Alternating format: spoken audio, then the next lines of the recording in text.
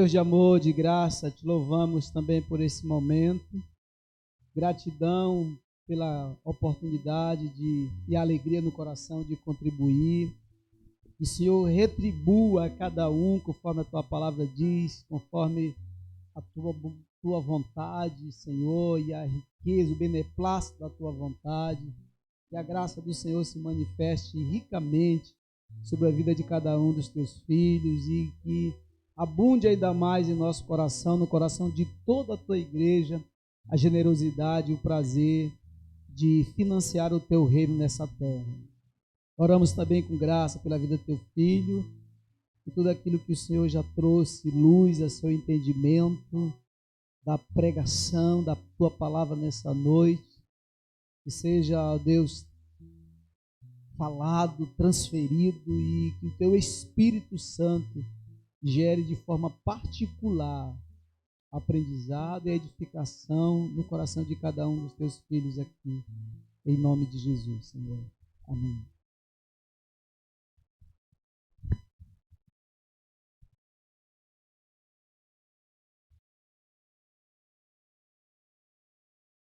Amém, igreja, boa noite.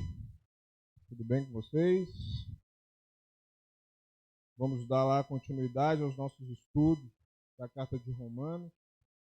Então você já vai abrindo aí sua Bíblia na carta de Paulo aos Romanos, para a gente dar continuidade aos nossos estudos.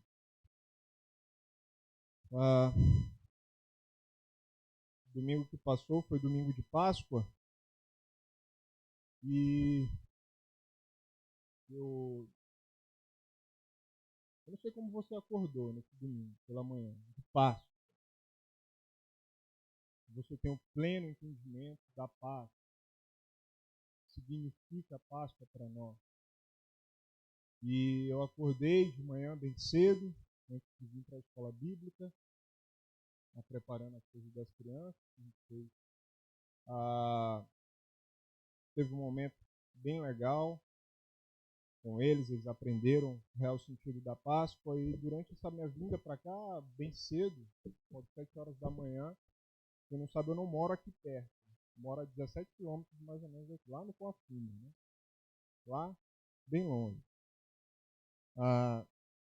E aí, por eu não ter veículo próprio ainda, então tem que acordar bem cedo para vir para cá, abrir a igreja, preparar todo o ambiente, tudo. E quando eu estava vindo para cá, eu passei em frente à igreja católica ali da Coab, e o Espírito Santo mexeu muito comigo. Ele falou: o que está acontecendo com a igreja? E imediatamente veio a palavra de Jesus ao meu coração falando: ai de vós, se a vossa justiça não exceder a dos escribas e dos fariseus, porque vocês não herdarão o reino de Deus. A igreja lotada, de manhã cedo, Páscoa,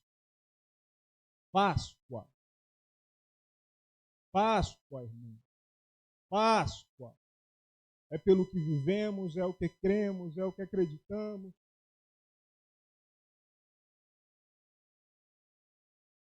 E o Espírito Santo foi falando mais: que loucura é essa que está acontecendo na igreja?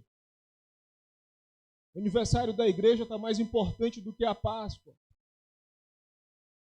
É um evento grandioso. Ou meu povo não entendeu mais o sentido disso, ou eu não sei. Mas, se a vossa justiça não exceder a dos escribas e dos fariseus, vocês não herdarão o reino dos céus. O que ele está querendo dizer com isso? Escribas e fariseus, religiosos da época. E nós crentes acusamos de serem os religiosos da época, do nosso tempo. Igreja lotada de manhã cedo, comemorando Páscoa. E a carta de Romanos traz justamente a respeito dessas coisas. Fala ao nosso coração a respeito dessas coisas. Eu não sei se você ficou em casa, tomou um café da manhã orou com sua esposa, com seu marido, com seu filho, agradecendo de coração contrito, verdadeiro, pelo sacrifício, por aquilo que dizemos acreditar, crer e agir.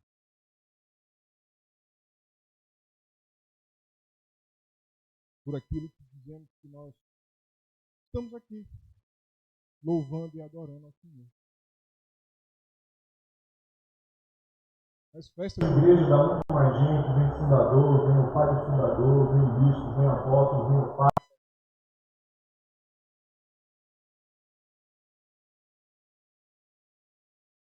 Por que a gente está... A gente não está entendendo nada, a igreja não está mais entendendo nada. Que loucura. Que a gente tem cantado para Deus. Qual é a adoração? A gente começa o culto adorando e dizendo, dando glória a Ele. Com essa reflexão. A gente começa falando da nossa perspectiva, expectativa dele. Mas vamos lá. Romanos, capítulo 3, a partir do verso 21. Diz assim, esse capítulo 3 de Romanos, alguns inferem que é um dos mais complexos que existe dentro da teologia sistemática. E tratá-lo dele de uma forma simples, e é o que eu quero trazer para nós, eu busquei o máximo de compreensão e verbalização para trazer essa linguagem a nós, para que de alguma forma isso aqui é o fundamento da sua fé para a sua vida inteira. Se nós não sairmos daqui entendendo isso aqui hoje, de nada vai adiantar. De nada, nada. E eu afirmo isso como quem crê na sua própria salvação. E tem certeza dela. Justificação pela fé em Jesus Cristo. Está escrito assim: mas agora, sem a lei, a justiça de Deus se manifestou, sendo testemunha pela lei e pelos profetas. É a justiça de Deus mediante a fé em Cristo Jesus para todos e sobre todos os que creem. Ponto. Porque não há distinção, pois todos pecaram e carecem da glória de Deus, sendo justificados gratuitamente pela sua graça, mediante a redenção que há em Cristo Jesus, a quem Deus apresentou como propiciação no seu sangue mediante a fé. Deus fez isso para manifestar a sua justiça, por ter ele, na sua tolerância, deixado impunes os pecados anteriormente cometidos, tendo em vista a manifestação da sua justiça no tempo presente, a fim de que o próprio Deus seja justo e justificador daquele que tem fé em Jesus. Onde fica então o orgulho? Foi totalmente excluído. Por meio de que lei? A lei das obras? Não, pelo contrário. Por meio da lei da fé. Concluímos, pois, que o ser humano é justificado pela fé, independentemente das obras da lei. Ou seria Deus apenas Deus dos judeus? Será que não é também dos gentios? Sim, também dos gentios, visto que Deus é um só, o qual justificará o circunciso a partir da fé e o incircunciso por meio da fé. Anulamos então a lei por meio da fé? De modo nenhum. Pelo contrário, confirmamos a lei. Deus e amado Pai, te rendemos graças, Senhor. Te rendemos graças pela tua justiça em nossa vida. Te rendemos graça pela tua palavra que nos basta. Traz compreensão, Deus, ao meu coração. Traz entendimento, Pai, às nossas vidas. Para que de uma vez por todas, Pai, nós possamos te seguir, Pai, da forma que o Senhor quer. Que nós não especulemos mais, Deus, a nossa salvação, Pai. Mas que nós saibamos, Deus, honrar o Teu nome da forma correta, da forma que Tu mereces. Porque o Senhor morreu por nós. Porque o Senhor se sacrificou. Porque o Senhor entregou o Seu Filho. E mesmo assim nós não honramos, Pai.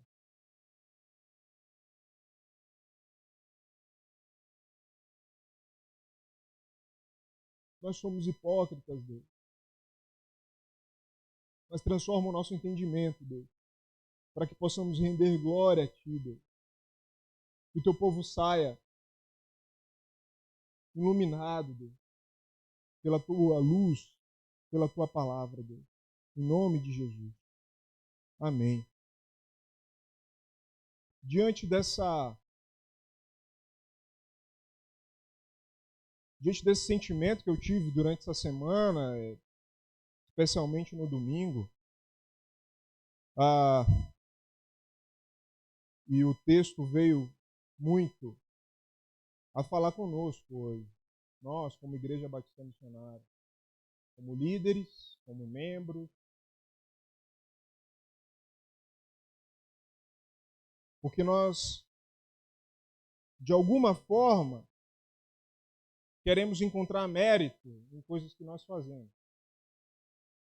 De alguma forma, nós queremos demonstrar que somos mais entendidos, inclusive, do que outros.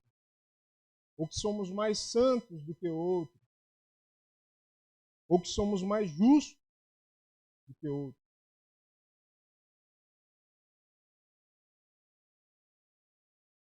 E quando Paulo está escrevendo aqui a carta, e a gente já conversou anteriormente sobre isso, e creio que Miguel deve ter explanado muito bem no início do capítulo 3, onde a gente entendeu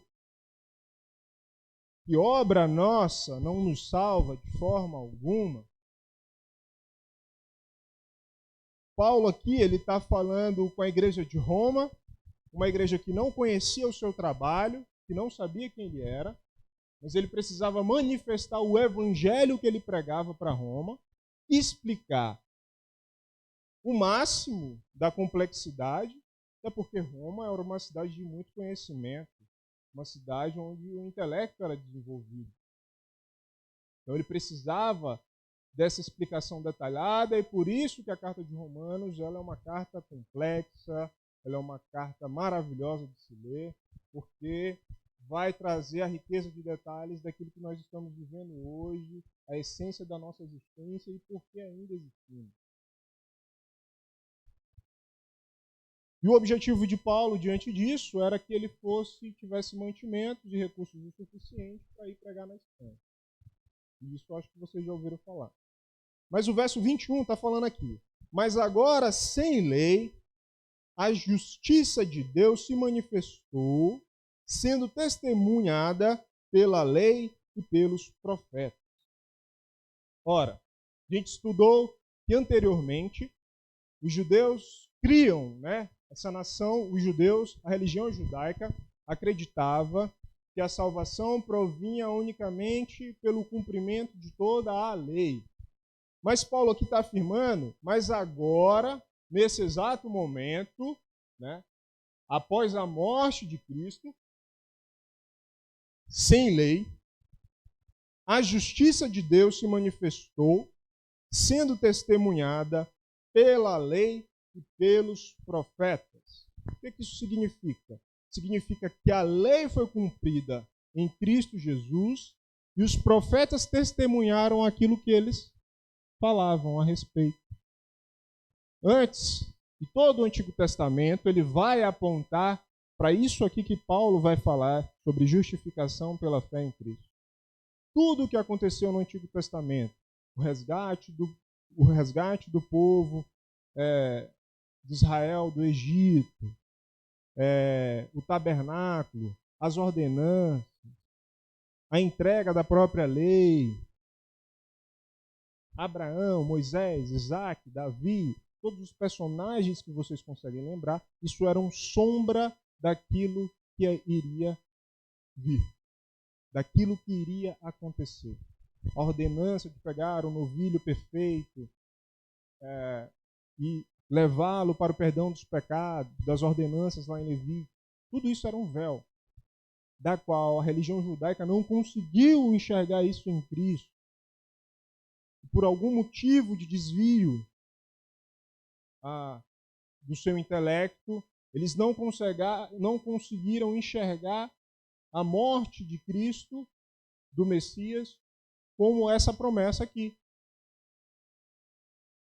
Porque na visão deles, o Deus Todo-Poderoso, ele iria há de vir em glória gigantesca. Seria um rei nobre, uma nobreza, do qual salvaria Israel. Então, bem aqui, Paulo começa explicando isso. Mas agora, sim, a lei, a justiça de Deus, se manifestou, sendo testemunhada pela lei e pelos profetas. E o que é essa justiça de Deus? Ele vai falar no verso 22. É a justiça de Deus mediante a fé em Cristo Jesus, para todos e sobre todos os que creem. Ou seja, essa justiça de Deus, ele está falando a respeito do próprio sacrifício de Jesus Cristo. Aquilo da qual cremos, aquilo da qual damos glória, aquilo da qual damos honra. Se dizimamos, é por conta disso. Se louvamos, é por conta disso. Se vivemos, é por conta disso. Essa foi a justiça. Alguém perfeito que morreu em nosso lugar, Cristo Jesus. É a justiça de Deus mediante a fé em Cristo Jesus. Para todos e sobre todos os que creem.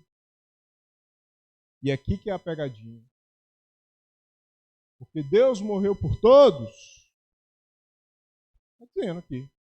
Para todos. Mas para todos os que creem. Anteriormente isso, ele fala a respeito de que essa justiça de Deus, ela é mediante a fé. Deixa eu quebrar uma superstição aqui. Fé não é acreditar. Agora deu um nó. A fé não é uma crença. A fé, ela não é um pensamento positivo ou uma ansiedade ou um anseio em algo.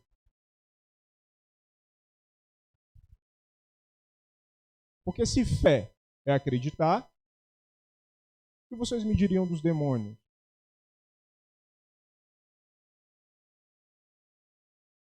Dos espíritos malignos?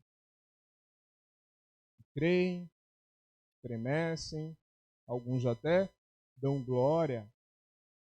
Em algumas passagens a gente vai ver isso. Jesus chegando, o espírito imundo, dando glória ao Senhor, eis aí o Cordeiro, eis o Filho de Deus. Jesus manda o cara se calar logo, que não era o momento.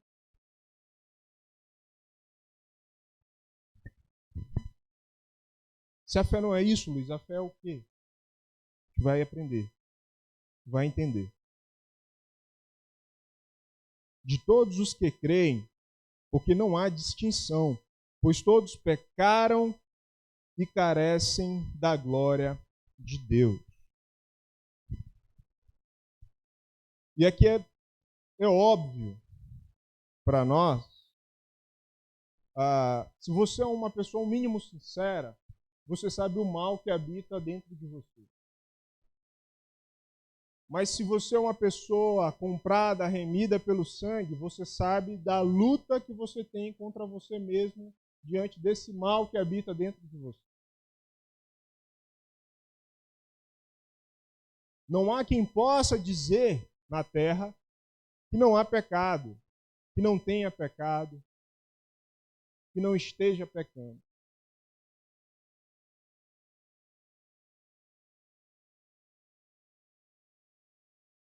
E por isso não há distinção. Porque tanto os judeus que receberam a lei, eles se gloriavam por isso, e por isso que Paulo está explicando isso aqui. Nós somos judeus. O Deus eterno fez aliança, foi conosco. O Deus Todo-Poderoso, Rei dos céus e da terra, fez aliança, foi conosco. Nós temos a circuncisão. O nosso pai Abraão recebeu as leis. Viu a glória do Pai. Como assim? Como assim não há distinção? Claro que existe distinção. A gente não estava sacrificando humanos, a gente só estava fazendo o que a lei mandava, sacrificando cordeiro, trazendo as primícias das nossas hortas, as melhores primícias, obedecendo tudo que o Senhor disse. Você quer me igualar com aquele povo incrédulo? Você quer me igualar com aquele povo que adora imagens, que faz imagens de bezerro, de homens que não têm sentido algum? Não, tem algo errado aqui. Nós não concordamos com isso e Paulo quer refutar essa ideia. Esse é o objetivo aqui também. Mostrar que, olha,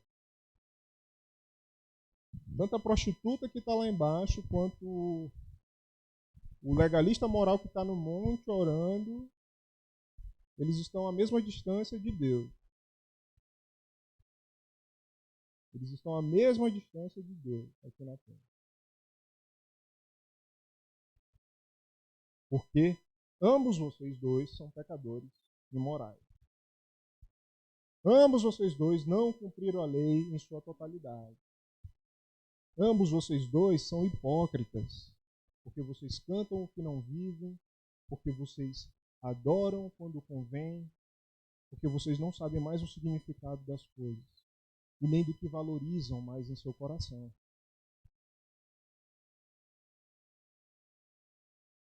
Como foi seu domingo de Páscoa?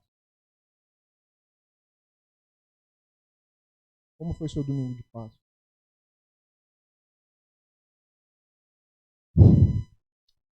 Sendo justificados, 24. Sendo justificados gratuitamente por sua graça, mediante redenção que há em Cristo Jesus. E aqui nós temos uma palavra muito interessante. Se chama redenção. E a redenção é quando você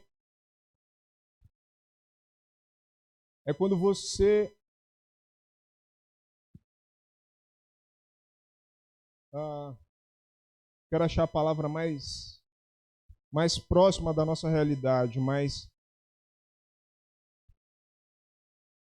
sendo justificados gratuitamente por sua graça mediante a redenção.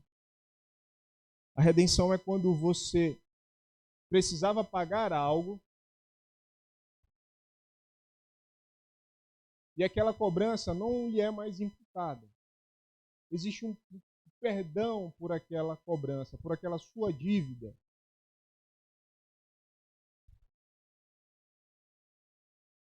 Sendo justificados gratuitamente por sua graça, mediante a redenção. Então, se nós todos somos pecadores, e Deus estabeleceu leis para mostrar o nosso pecado, todo pecado tem uma consequência diante da lei. Esse pecado diante da lei é merecido de morte, é merecido de pena de morte, e só assim poderia ser pago. Então Deus gratuitamente ele toma uma posição de juiz, e ele é o juiz perfeito. Deixa eu explicar melhor. A redenção pela graça, meus irmãos, é como se fosse um julgamento legal. Eu na posição de juiz, representando Deus, vocês também na posição de juiz, representando Deus, e eu quero que vocês se coloquem nessa situação. E diante de nós estivesse um réu passivo de acusação. E qual foi o ato que esse réu cometeu? Ele estuprou sua filha, seu filho, seu neto, sua neta, cometeu atrocidades e horrores. E agora você vai aplicar uma sentença a esse ser humano que cometeu essa atrocidade com seu filho. E você vai, em seu ato de justiça, você vai, olha, a sua sentença aqui, conforme as nossas leis, por essa situação que você fez, inclusive com o meu familiar, é a pena de morte. É a pena de morte. E a nossa pena de morte, ela passa por constante dor até você chegar à morte completa. E aquele homem, esse réu que está diante de vocês, ele, de certa forma, não se arrepende do que fez. De certa forma, ele entende que ele errou. Mas, mesmo assim, e essa é a grandeza de Deus, a paz, por amor a esse ser, ele diz a seguinte sentença: mas eu sou justo, eu jamais posso voltar contra a minha própria palavra.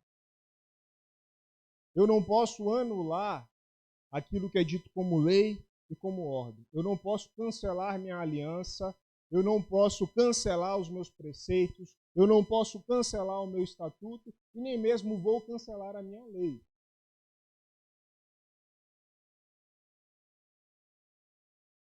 Mas vou fazer o seguinte: eu prefiro que você não sofra. Mas eu, com a autoridade que tenho, retiro esse meu cargo de juiz e me reduzo a você para cumprir a sua pena. Foi isso que Jesus Cristo fez. Ele se fez nesse lugar de sofrimento e de condenação. Ele, como o próprio juiz, sabe, a toga que os ministros do STF usam, como se Deus estivesse usando aquela toga, protetor da Constituição, protetor da lei, teoricamente, em alguns casos, e falasse assim: não, eu abro mão da minha toga e vou cumprir a pena desse réu que cometeu esse crime. E se fez sacrifício por nós. Foi por mérito dele, da pessoa que cometeu algum crime? Teve algum mérito nisso? Nenhum. Nenhum. Parece óbvio a gente falando isso, mas a gente tem um sentimento, ainda que no fundo do nosso coração, de que as coisas que nós fazemos é para mover, de certa forma, o coração de Deus em alguma direção e para receber dele alguma coisa que nós já não temos recebido. Isso é loucura. Isso é loucura. Sendo justificados gratuitamente por sua graça, e graça é de graça, mediante a redenção.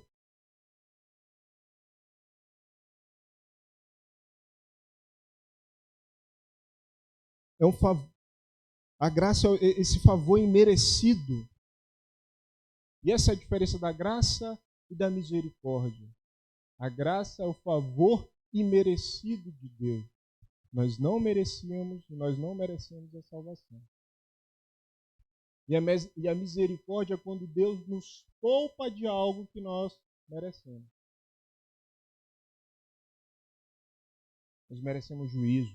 Nós merecemos condenação. Ah, não, Luiz, mas eu sou uma pessoa fantástica, eu cuido da minha família, sabe, estou aqui todos os domingos. Mas e sua Páscoa? Como é que foi a sua Páscoa? Porque a Páscoa define bem o que está passando pela cabeça da igreja cristã evangélica, principalmente. Não sei se eu não tenho, é porque eu não tenho redes sociais, mas eu acho que não teve nenhuma grande festa, assim, de algum lugar ou de alguma igreja, sabe? Uma festa gigantesca pela Páscoa de Cristo. Com bandas e, sabe, aquela coisa toda. Porque é nisso que cremos. E olha que loucura como celebramos. Olha que loucura como a gente está vivendo. Sem um pingo de reverência. Achando que a graça é essa forma livre de viver sem um pingo de reverência. Que a fé é um acreditar, é um credo. Mas a fé não é um credo. A fé é uma essência que vai te transformar em algo. E a gente vai ver isso. Então, essa redenção que nos trouxe essa justificação. No versículo 25 diz, continuando, a quem Deus apresentou como propiciação no seu sangue, mediante a fé. Deixa eu ler os dois. Sendo justificados gratuitamente pela graça, mediante a redenção que há em Cristo Jesus, a quem Deus apresentou como propiciação no seu sangue, mediante a fé. Nós temos uma palavra aqui muito interessante, a propiciação.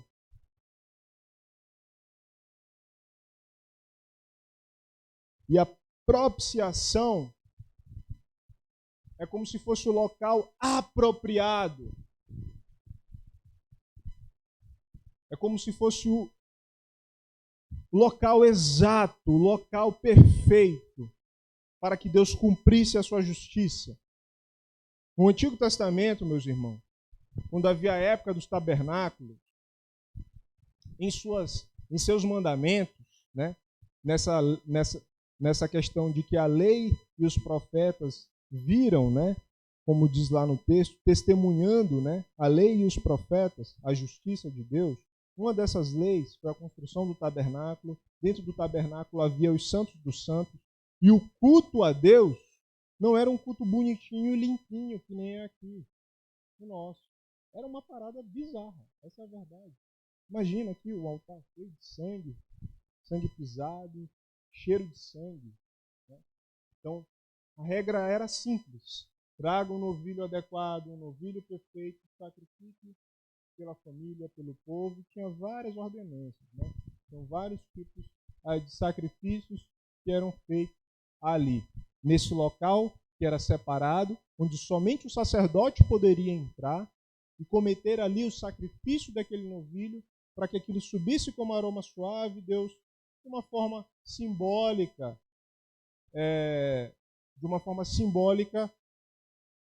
perdoasse os seus pecados como se ele já não houvesse perdoado. Era isso. Aquele local do sacrifício era o local propiciatório. Cristo Jesus foi o local propiciatório, onde ele pôde derramar a ira, a raiva dele. Assim como esse homem que eu falei que abusou, você aqui, imagina. Um homem que, meu Deus, faz uma atrocidade com uma irmã minha, algo do tipo. Qual é o sentimento que vai vir dentro de mim? De você? E foi isso que o nosso pecado fez. E foi isso que o nosso pecado faz com todos os sentimentos de Deus. Deus se irou. E ali Jesus, perfeito, o sacrifício perfeito, santo, obedeceu até o fim. E ali ele quis derramar a ira dele, cuspir ele, chicoteá-lo, matá-lo. Isso foi agradável a Deus, porque era isso que ele queria fazer com o povo. Mas por amor, ele não fez. Por amor, ele resolveu colocar o seu filho naquele lugar, para que pudéssemos ser justificados. Para que pudéssemos, hoje, estarmos sentados aqui. Nada disso tivesse acontecido. Nenhum de nós estaríamos vivos. A condenação já é exata.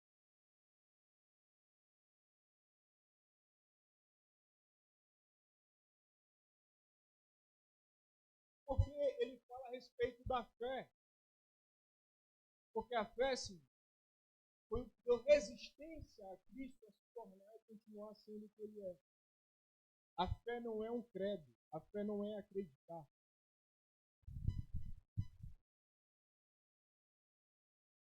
A fé é o antídoto de Deus que me transforma em Cristo.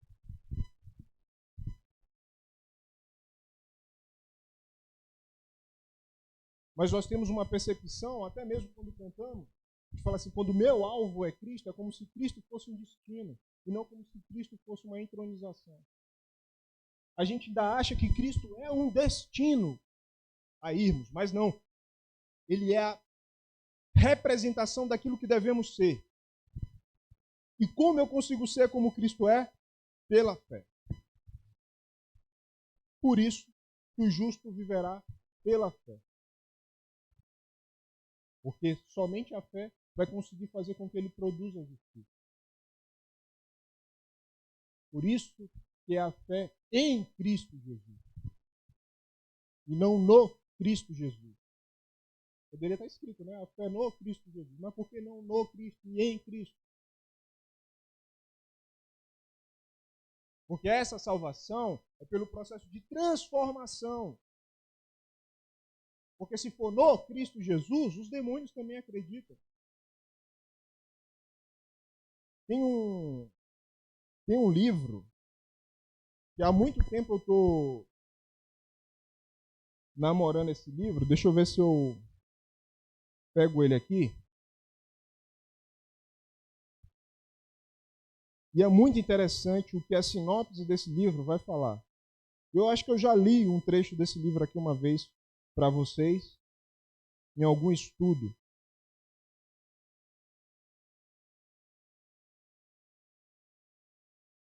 O título desse livro se chama A Fé dos Demônios, de Frederico Hadi. Ele é um judeu, mas ele tem um nome árabe. Por incrível que pareça, ele trabalha no Conselho do Vaticano. E olha só a descrição que ele dá a respeito. Isso é um livro que ele escreveu. Ele fala o seguinte: Blaise Pascal era um filósofo, dizia que há 3 tipos de pessoas. Vê se você se encaixa aí nessas pessoas. Os que encontram a Deus e buscam servir a Ele, os que ainda não o encontraram, mas o estão buscando, e os que não o encontraram e nem tampouco o estão buscando. Neste livro, o autor, um dos filósofos franceses de maior destaque atualmente, procura analisar a atitude de um 4º tipo de pessoa, aquele que, tendo encontrado a Deus e conhecido os seus mandamentos, escolhem negá-lo e desobedecê-lo. Este é todo um novo tipo de ateísmo, com estreitas semelhanças àquilo que se poderia chamar de a fé dos demônios, que conhecem a Deus, mas não o obedecem. A gente está vivendo um tempo onde a teologia chama de a hipergraça, uma pregação de uma salvação de Deus que foi barata. Olha, você não precisa cumprir com nada, você não precisa fazer nada, porque o sacrifício de Deus, mediante a cruz, trouxe salvação para você. Isso não é de hoje não, meus irmãos. Isso vinha lá, desde lá de trás. Quando o evangelho começa a penetrar nas ruas de Atenas, nas ruas nas ruas de Roma, né? Nós lá tínhamos os filósofos, eles eram filósofos estoicos, além dos estoicos tinham outros, né? Que acreditavam que depois que você se convertia, você não precisava nem mais trabalhar, era você ficar ao léu. Que Cristo morreu por você e agora a gente vai...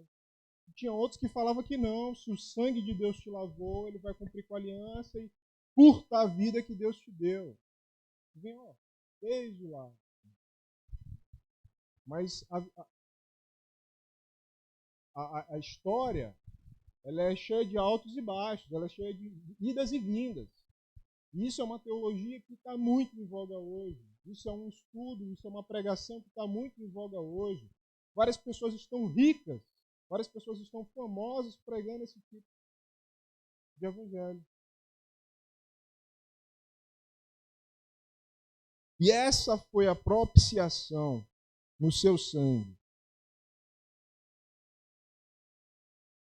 Foi o lugar propício para que Deus colocasse toda a sua ira, para que nós pudéssemos estar aqui hoje proclamando, orando uns com os outros, cuidando dos pobres, das viúvas, louvando a Deus, sendo luzeiros, manifestação de justiça, bondade.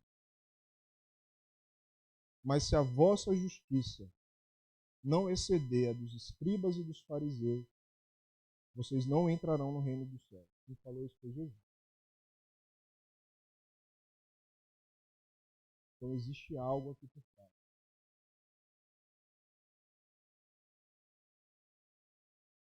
Verso 25, a quem Deus apresentou como propiciação no seu sangue mediante a fé, Deus fez isso para manifestar a sua justiça, por ter ele, na sua tolerância, deixado impunes os pecados anteriormente cometidos. 26.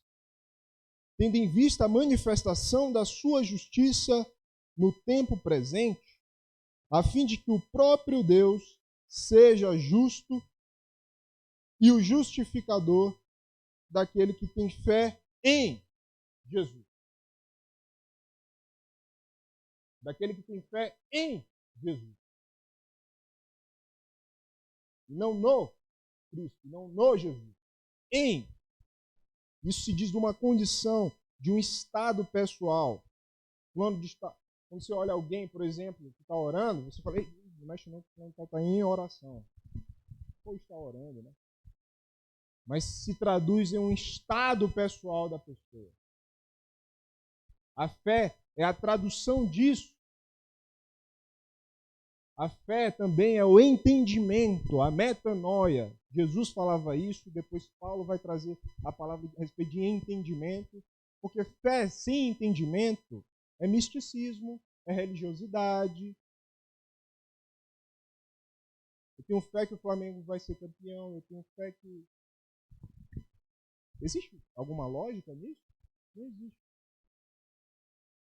Mas quando você entende perfeitamente quem Deus é, os atributos, o que aconteceu, quem você era no passado, quem nós somos hoje, a liberdade que nós temos. Tem muito crente que está deixando de fazer coisas que a Bíblia nunca mandou ele parar de fazer.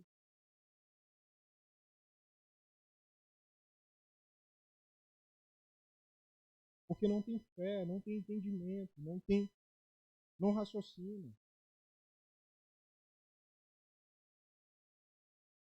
E Deus quer trabalhar tanto com o nosso entendimento, que ele deu sua revelação através do quê? Do livro. Ou a gente está duvidando da capacidade de Deus de ele aparecer em coluna de fogo, em sarça ardente, em qualquer outra coisa para nos trazer entendimento. Ele é capaz ou não é capaz? Então por que ele deixou o livro? Por que existem mensagens tão complexas na palavra de Deus? Porque ele sabe quem é você.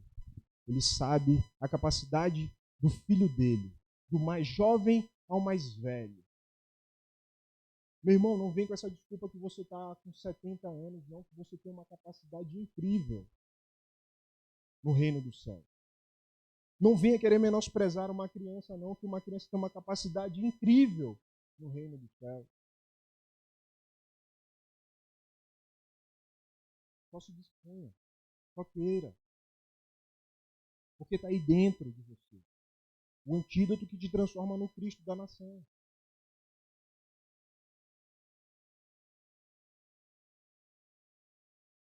Tendo em vista, 26, tendo em vista a manifestação da sua justiça no tempo presente, a fim de que o próprio Deus seja justo e o justificador daquele que tem fé em Cristo Jesus. Ou seja, que Deus seja justo. Por que Deus é justo? Porque ele não descumpriu a sua lei, de forma nenhuma. Ele sendo Deus, autor da lei, ele poderia revogar e falar assim, rapaz, você quer saber o seguinte? Bora deixar isso para lá. Dou uma canetada. Isso é justo? Isso é correto? Isso é coerente? Nem para nós é. Por mais que tivéssemos esse poder. Mas não, ele foi justo. Falou assim, não, alguém vai ter que cumprir. Esse alguém vai ser eu. Justo. Deu a sentença legal. E existe aqui, de fato, uma linguagem jurídica. Existe uma relação jurídica. Deu a sentença legal, você está condenado, mas eu vou receber a condenação. E agora que eu recebi a condenação, eu sou o justificador da sua vida. Entenda, se você vive, se você existe, se você não sofreu a pena de morte, não foi por seu mérito. Nada vem de você. Mas a gente ainda é cara de pau de querer pedir coisas para Deus. Aguardando a bênção que eu tenho complexidades, mas eu compreendo o porquê que nós almejamos isso. Eu compreendo porque às vezes eu também estou pedindo coisas ao Senhor. Mas a minha petição não é nada daquilo que eu já tenha agradecido a Ele. Porque eu compreendi. Eu não sei você, meus irmãos, mas eu tenho consciência dos meus pecados. Eu sei que, cara, eu não sou digno de nada. Se vocês me conhecessem a fundo, talvez muitos de vocês se levantariam daqui e iam embora porque não iriam aceitar a palavra. Porque eu tenho consciência dos meus pecados. Eu sei o mal que existe em mim. E por isso eu peço perdão todos os dias a Deus. Não tenha um dia que eu não acorde arrependido dos meus pensamentos, dos meus desejos, dos meus anseios, da minha soberba, da minha ganância.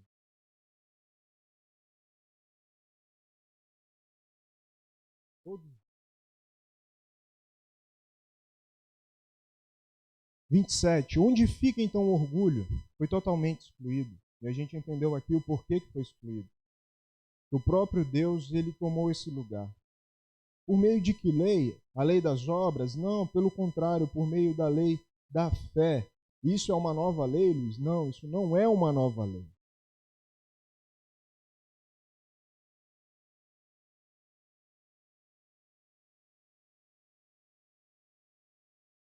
Isso aqui é um princípio. É um princípio daquilo que nós vamos seguir e viver. Mas lá na frente ele vai falar. Por meio da lei da fé. Concluímos, pois, que o ser humano é justificado pela fé, independentemente das obras da lei. Então não existe nada do que nós vamos fazer. Nada do que façamos.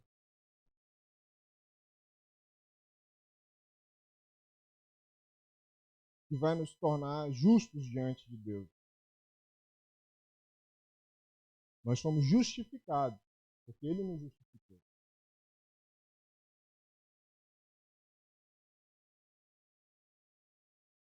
Ou seria Deus apenas Deus dos judeus? E quando ele pergunta isso aqui é aquilo que eu já expliquei para vocês, que se chama de tríade, e já fica imaginando o que os judeus vão perguntar, né?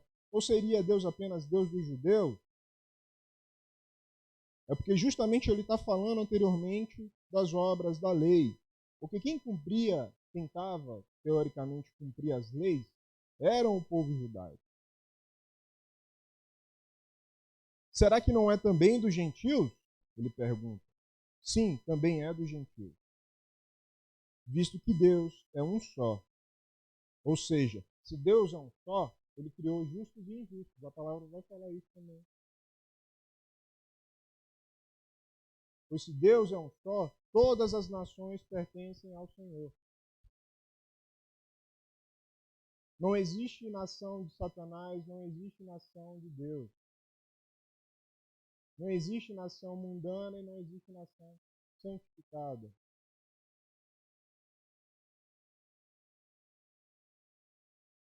Ele é Deus desse povo, judeus e gentios. Os gentios são a gente, tá? Os judeus é aquilo que a gente já explicou lá. Era a religião judaica. Sim, também dos gentios. Visto que Deus é um só, o qual justificará o circunciso, lembram lá, a respeito que a gente falou da circuncisão, a partir da fé, ou seja, a partir do momento em que os judeus receberam a lei, viram que os profetas falaram, sabe? Paulo vai pegar lá, chamar o judeu, abre lá em Isaías. Abre lá em Isaías, o que Isaías está falando? É esse o Jesus que Isaías está falando. Os profetas testemunharam, os profetas disseram. Os pais da fé vão mostrar isso. E é isso que vocês vão ver no capítulo 4, onde ele pega os exemplos de Abraão e Davi, como esse povo da fé. Os circuncisos a partir da fé. E os incircuncisos, somos nós, né? Eu acho que aqui não tem nenhum judeu. Por meio da fé, né? Por meio da fé. Anulamos então a lei por meio da fé? De modo nenhum. Pelo contrário, confirmamos a lei, afirmamos a lei por meio da fé. E Tim Keller, na verdade, ele é um teólogo, e ele vai explicar, você pode pesquisar esse vídeo no YouTube, chama A Dinâmica do Evangelho. Ele explica de uma forma tão simples, tão exata a respeito disso, onde ele vai falar a respeito justamente disso aqui, né? Anulamos então a lei por meio da fé?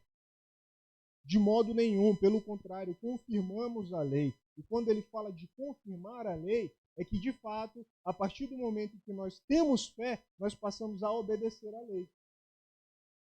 Parece loucura, Lu. Porque não é pelas obras, mas é a lei que te transforma nesse caráter. Ou a fé que te transforma nesse caráter ao ponto de você conseguir cumprir a lei. Ele vai explicar o seguinte, ele vai falar algo que ele chama de religião, no sentido ruim da palavra, porque a Bíblia, quando fala a respeito de religião, ela vai falar geralmente de forma negativa. E ele vai falar a respeito da irreligião. Então, existem duas formas, dois tipos de pessoas que vêm para o culto ou vêm para a igreja. Então, a religião vai falar para você o seguinte, ela vai dizer o seguinte, olha, fulano, meu irmão, para que Deus te aceite, te salve, te abençoe, você vai ter que cumprir todos esses mandamentos aqui, esses preceitos aqui. Então você tem que fazer tudo que está aqui escrito. Tem que vir aos cultos todos os domingos, você tem que honrar pai e mãe, você tem que fazer isso, você tem que fazer aquilo, você tem que vestir tal roupa, você tem que fazer isso e aquilo. E aí sim Deus vai te amar, vai te salvar, vai te proteger. Mas existe a outra pessoa que veio para a igreja, que é os da irreligião, e que entendeu a mensagem do Evangelho, e ele fala, e ele diz, porque Cristo morreu por mim, lavou os meus pecados, porque Cristo já me abençoou, porque Cristo já tomou o sacrifício em meu lugar, eu obedeço. É um movimento completamente contrário. Ou seja, duas pessoas podem chegar dentro da igreja, fazerem as mesmas coisas por propósitos completamente diferentes. Você pode ser um bom dizimista, você pode servir ao seu pastor, você pode participar de algum ministério, assim como outro fulano de tal também, mas vocês estão com propósitos completamente diferentes. Um está fazendo isso porque está com medo da condenação de Deus, de ir para o inferno, então ele acha que a sua ação, o seu ato de justiça, a sua bondade, o seu cuidar dos pobres, ofertar a esmola, vai fazer com que Deus olhe para ele e fale assim, olha, que legal.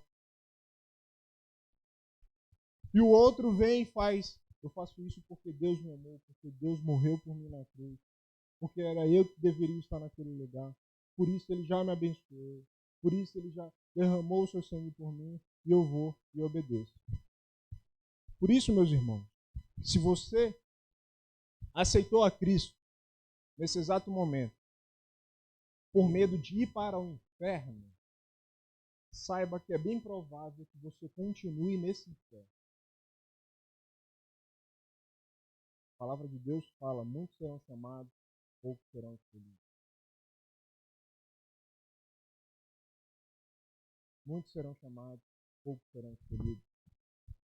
Porque precisamos despertar o entendimento da justificação pela fé e não pelas obras. Porque a fé é quem me torna o Cristo da minha cidade, o Cristo da minha igreja. É porque eu entendi que ocorreu o sacrifício, que ele se fez em propiciação dos nossos pecados. Eu não consigo honrá-lo nem numa Páscoa. Eu tenho no reino do céu. Que direito eu tenho de querer ser alguma coisa diante dos nossos irmãos católicos, por exemplo? Se a gente não consegue exceder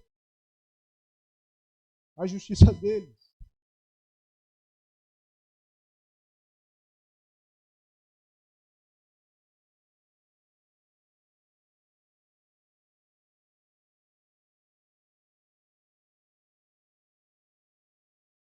A fé, meus irmãos,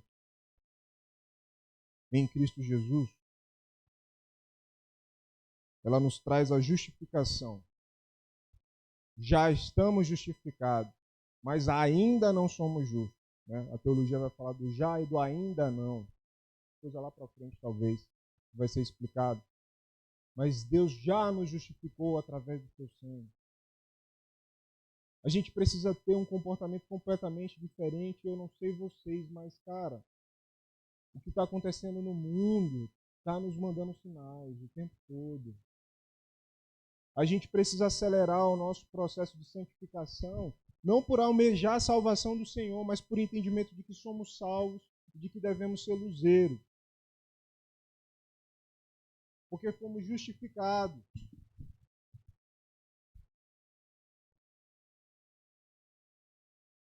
Mas às vezes eu tenho que estar explicando, por exemplo, para líderes, qual o sentido do culto.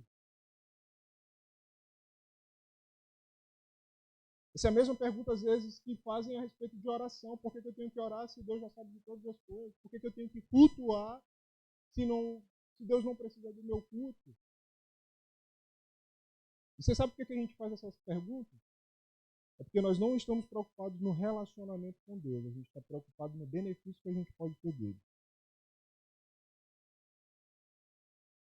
Então, para que eu preciso orar se Deus já sabe de todas as coisas? Mas você não quer conversar com o cara.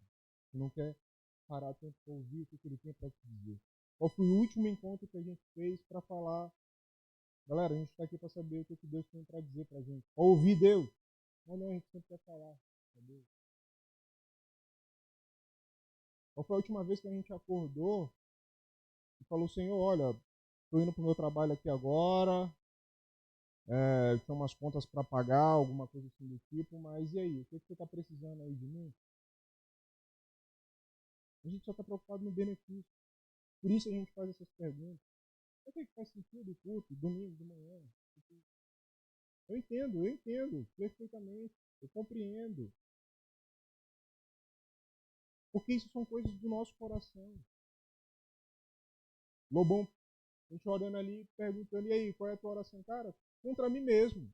Porque isso já é um testemunho, é algo que eu confesso para o meu pastor, e fala, cara, eu só tenho vontade de largar tudo e desistir.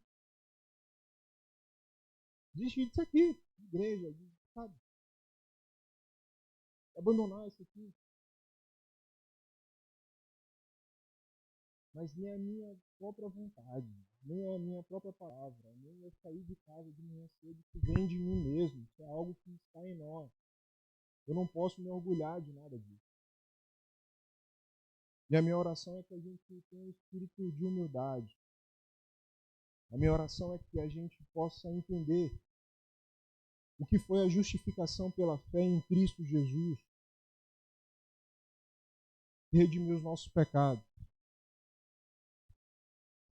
A minha oração é que nós, como Igreja Batista Missionária, a gente desperte para dentro de nós e a gente queira honrar a Deus da forma que Ele é digno, que Ele merece, não por almejar algo, mas por entender que, cara, Ele morreu por nós.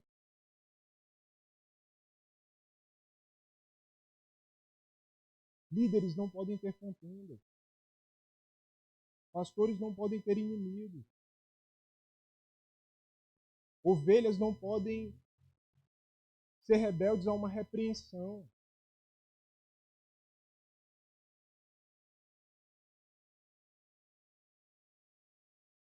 A gente precisa se arrepender.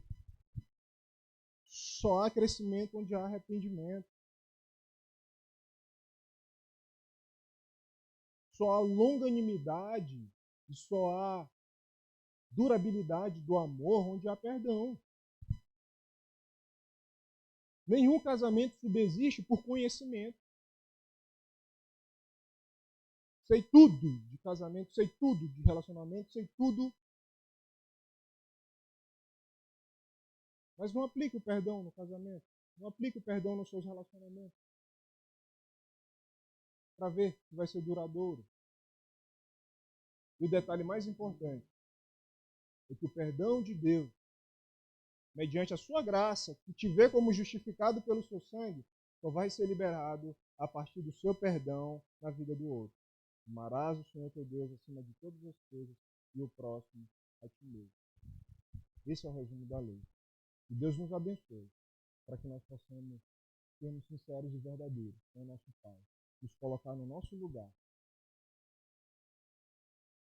para que a gente possa construir o reino, ser a manifestação do reino de Deus aqui na terra. Amém?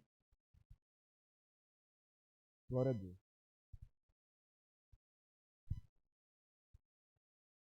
Obrigado, Luiz. Obrigado por a dedicação e estudar a palavra. Chegamos ao final do capítulo 3, que nos mostrou que a nossa humanidade não tem nada de bom e que, portanto, não tem como haver justiça em nós mesmos, porque não somos justos. Não temos condições de ser justos pelos recursos e dispositivos da nossa humanidade, que foi descrita aqui como, de fato, inútil, né? Então, e aí termina dizendo, então, de onde que vem a justiça que eu preciso para servir a esse Deus? Vem do próprio Deus, que me justificou pelo sangue de Jesus. Tudo, talvez se fosse resumir aquilo, eu disse, para te ser gente, começamos a ser gente por causa da justiça de Deus em nós, da operação de Deus, porque estamos em Cristo. Em Cristo começamos a ser, nós somos gente. Fora de Cristo, nós não somos nem porque a nossa humanidade foi descrita no começo. E então, de onde que vem essa justiça? Só pode vir de Deus. e nos justificou em Cristo Jesus. Não há mérito em nós. Não há mérito em nós, de nada, de nada. Capítulo 4, a coisa vai aprofundando mais. Então, aquilo que você entendeu dessa palavra, isso sirva te impulsione a mergulhar mais ainda. Vai mergulhar, vai estudar essa palavra, vai estudar. Amém? Que o Senhor nos abençoe, nos ajude e que a fé que vem do próprio Deus para aqueles que estão em Cristo nos transforme cada vez mais à semelhança do Cristo. Amém? Vamos ficar em pé e vamos orar. Eu quero louvar a Deus pela vida de todos que têm se dedicado, que têm amado a palavra, que têm amado a palavra. Faço minhas palavras de Davi: o quanto eu amo o Senhor é o quanto eu busco e obedeço a sua lei, a sua palavra. Então, isso aqui é uma demonstração, buscar, perseverar, estar buscando aprender da palavra, é uma manifestação de fato também do quanto você ama ao Senhor.